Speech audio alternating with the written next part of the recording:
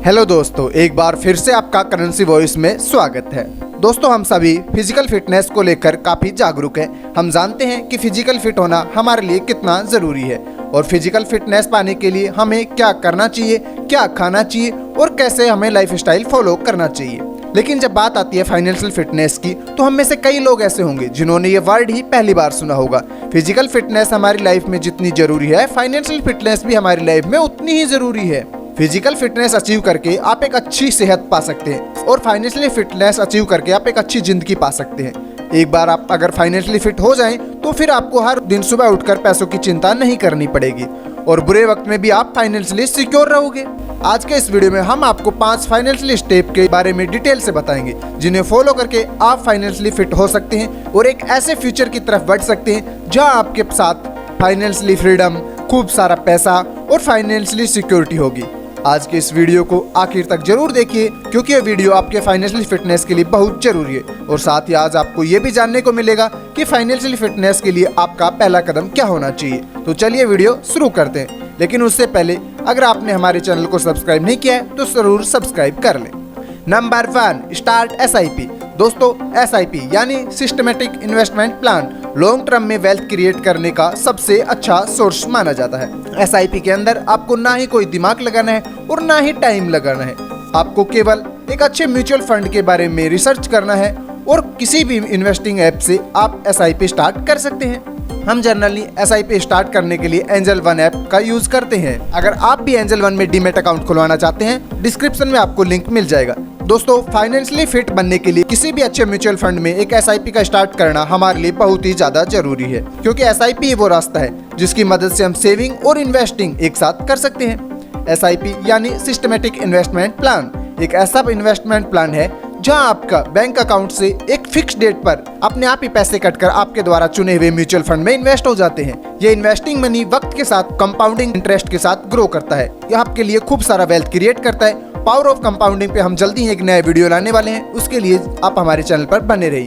Compounding के मजे से ही 5,000 रुपए की मंथली SIP आपको अगले 25 साल में करोड़पति बना सकती है। SIP आप जितना जल्दी स्टार्ट करते हैं, फ्यूचर में आपको उतना ही वेल्थ मिलता है। अगर आपका कोई लॉन्ग टर्म टारगेट है, जैसे कि घर खरीदना, तो आप फिर आपके लिए SIP सबसे बेस्ट है।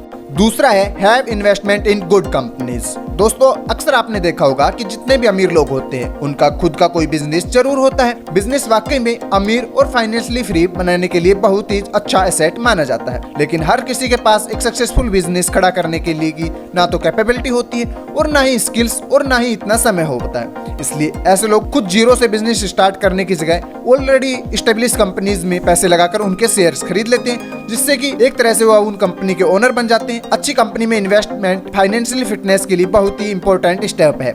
दोस्तों, अगर आप एक सैलरीड पर्सन है तो आपको अपनी सैलरी से सबसे पहले एक SIP स्टार्ट करनी चाहिए और फिर आपको जो बोनस मिलता है उसका इस्तेमाल बेमतलब का लग्जरी सामान खरीदने में नहीं, बल्कि उन पैसों को एक अच्छी कंपनीज में शेयर खरीदने में इन्वेस्ट करना चाहिए। एक अच्छी कंपनी किसी खास समय के बाद बहुत ही तेजी से ग्रो होती है और इसलिए उसका शेयर प्राइस भी काफी ज्यादा ग्रो करता है। अगर आपका किसी अच्छी कंपनी में पैसे इन्वेस्ट हैं, तो आपका पैसा भी तेजी से ग्रो होगा। अच्छी कंपनीज डिविडेंड भी देती हैं और अच्छी कैपिटल एप्रिसिएशन के साथ ईयरली या फिर क्वार्टरली डिविडेंड्स के थ्रू आपको पैसे मिलते रहते हैं। दोस्तों, चार्ली मुंगेर और पीटर लैंड जैसे टॉप इन्वेस्टर का मानना है कि अगर आपको कंपनीज के फंडामेंटल्स और एनुअल रिपोर्ट्स अच्छे से पढ़नी आती हैं, तो फिर आप 50 कंपनीज के में थोड़ा थोड़ा इन्वेस्टमेंट करने से अच्छा है कि आप कुछ ही कंपनीज के अंदर इन्वेस्ट करो, लेकिन बहुत ही डीप रिसर्च के बाद। दुनिया के 5 सबसे अमीर व्यक्ति वॉरेन बफेट ने भी अपना मेजर इन्वेस्टमेंट कुछ 4 से 5 कंपनियों में ही कर रखा है, जो उनके नेटवर्थ को भी बढ़ाता है और उन्हें डिविडेंड्स के रूप में मिलियंस में पैसे भी मिलते हैं। डाइवर्सिफिकेशन एक अच्छी चीज है,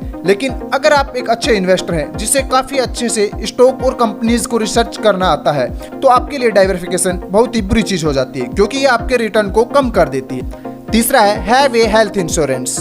दोस्तों, फाइनेंशियली फिटनेस और फाइनेंशियली सिक्योरिटी के लिए आपके पास एक हेल्थ इंश्योरेंस का बहुत ही जरूरी है, क्योंकि एक हेल्थ इंश्योरेंस की हमारी और हमारी फैमिली को इमरजेंसी और मुसीबत के समय फाइनेंशियली सिक्योर रखता है।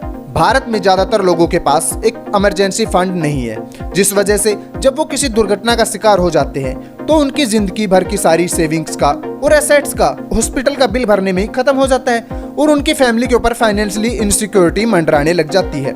इसलिए एक हेल्थ इंश्योरेंस का होना हमारी फाइनेंशियल सिक्योरिटी के लिए बहुत ही जरूरी है। अगर आप किसी कॉर्पोरेट जॉब में हैं तो एज एन एम्प्लॉय आपकी हेल्थ इंश्योरेंस पॉलिसी सिर्फ तभी तक होती है जब तक आप उस ऑर्गेनाइजेशन से जुड़े हुए हैं, और बहुत से केसेस में इंश्योरेंस के अंदर कवर्ड अमाउंट काफी कम होता है, जिससे कि आपकी एक्सपेंसेस पूरे नहीं हो पाते। तो इसलिए आपको इंडिविजुअल हेल्थ इंश्योरेंस प्लान जरूर करना चाहिए। चौथा है real estate investment.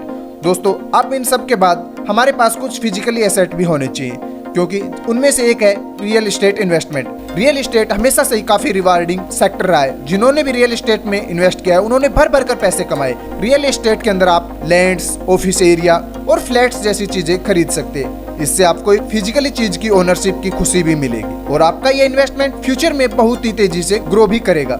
Real estate एक ऐसा फील्ड है जो बुरे वक्त में आपको फाइनेंशियली सिक्योर रखता है। जैसे मान लीजिए किसी साल मार्केट बहुत ही बुरी चल रहा है और ज्यादातर कंपनीज के शेयर प्राइस बुरी तरह से नीचे गिर चुके हैं। ऐसी सिचुएशन में आप अपने शेयर होल्डिंग्स को बेच नहीं पाएंगे और इससे आपका नुकसान होगा। लेकिन रियल एस्टेट में अगर आपने 5 साल पहले कोई इन्वेस्टमेंट की थी तो इसके बहुत ज्यादा चांसेस हैं कि आपका इन्वेस्टमेंट वैल्यू ग्रो कर चुका होगा और आपको अपने इन्वेस्टमेंट के मुकाबले बहुत ज्यादा पैसे मिलेंगे। बड़े बड़े मिलियनियर्स और बिलियनियर्स भी रियल एस्टेट में खूब सारा पैसा इन्वेस्ट करते हैं, क्योंकि वो जानते हैं कि रियल एस्टेट इन्वेस्टमेंट कितना प्रॉफिटेबल है और साथ ही फाइनेंशियली फिट बनने के लिए ये कितना ज्यादा जरूरी है।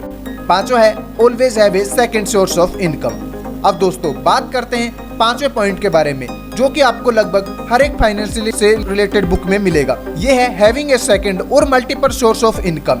दोस्तों, वारेन बफेट कहते हैं कि if your salary is your only source of income then you are just one step away from poverty. आज के जमाने में ज्यादातर लोग अपनी पूरी जिंदगी अपनी सैलरी के भरोसे ही जीते हैं। उन्हें जैसे ही महीने की सैलरी मिलती है वो सबसे पहले अपने खर्चे पूरे करते हैं और बाकी के बचे हुए पैसों को वो अपने शौक और एंटरटेनमेंट वाली चीजों पर उड़ा देते हैं। इतना खर्चा होने के बाद उनके पास महीने के आखिर में थोड़ा पैसा भी नहीं बचता और फिर वो अगले महीने की सैलरी का वेट करते रहते हैं। जब तक उन्हें अगली सैलरी नहीं मिल जाती ऐसे लोग फाइनेंशियली स्ट्रगल करते रहते हैं और फिर जैसे ही उन्हें अगले महीने की सैलरी मिलती है फिर से वो इसी रूट को फॉलो करते हैं। इस वजह से उनकी जिंदगी पूरी तरह से फाइनेंशियली स्ट्रगल और पैसे के पीछे भागने में निकल जाती है, जिस वजह से वो खुलकर अपनी जिंदगी नहीं जी पाते। किसी वजह से अगर उनको नेक्स्ट मंथ की सैलरी नहीं मिल पाए या फिर किसी वजह से उनकी जॉब चली जाए तो उनके पास अपने एक महीने के खर्चे भी पूरे करने के लिए पैसे नहीं होते। इसलिए दोस्तों, फाइनेंशियली फिट बनने के लिए हमें हमेशा कोशिश करनी चाहिए कि हमारे पास कम से कम 2 सोर्स ऑफ इनकम जरूर हो।